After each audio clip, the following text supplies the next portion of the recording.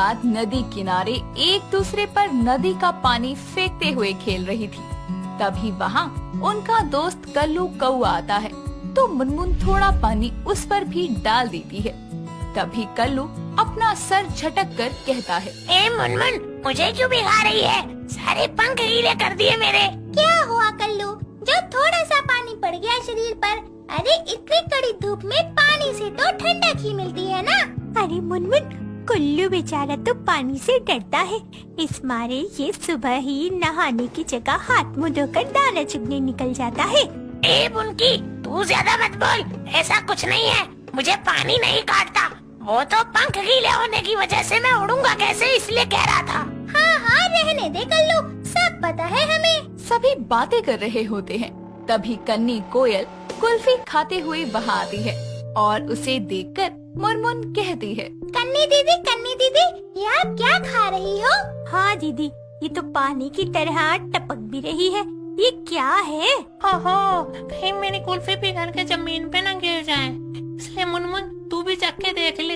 इतना कहकर कन्नी कोयल मुनमुन को अपनी कुल्फी खिलाती है। उसे खाते ही मुनमुन की आंखें चमक जाती है।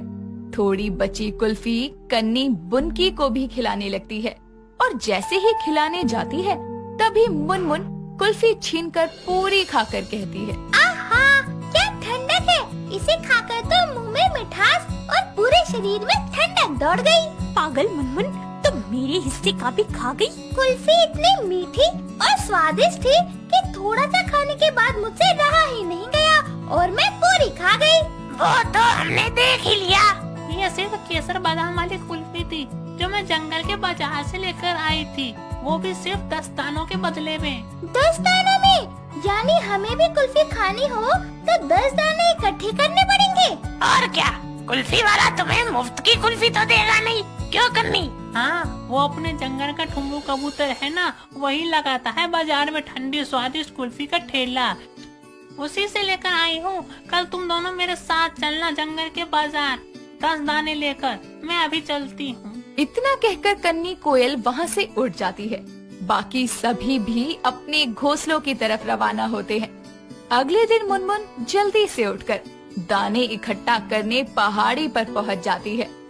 वो 10 दाने एक पोटली में इकट्ठा करने के बाद बाकी दाने चुगने लगती है और कुछ देर में दानों की पोटली लेकर कन्नी कोयल के घोंसले पर पहुँच जाती है, जहाँ बुनकी चिड़िया अभी अपनी दानों की पोटली के साथ वहाँ पहुँची थी। जिसके बाद तीनों बाजार जाने के लिए उड़ान भरते हैं। कुछ देर में तीनों बाजार पहुँचते हैं तो वहाँ अलग अलग दुकानें लगी थी। तभी उन्हें ठुमरू कुल्फी वाले की आवाज सुनाई देती है, कुल्फी मटका कुल्फी ले लो, केसर बादाम पिस्ता वाली कुल्फी ले लो, ठंडी ताजी कुल्फी ले लो। ठुमरू भाई, जरा 3 कुल्फी देना। हाँ, कन्नी अभी देता हूँ। 3 कुल्फी के 30 दाने दे दो। पहले कुल्फी तो दो ठुमरो भैया, हम यहाँ से भाग थोड़ी रहे हैं। हाँ, देता हूँ। इतना कहकर ठुमरू ठेले पर रखे मटके में से 3 कुल्फियाँ निकालकर तीनों को पकड़ा देता है और उनसे दानों की पोटली ले लेता है।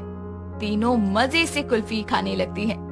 कुल्फी मुनमुन को इतनी भा जाती है कि बुनकी की कुल्फी भी वो छीन कर खा जाती है।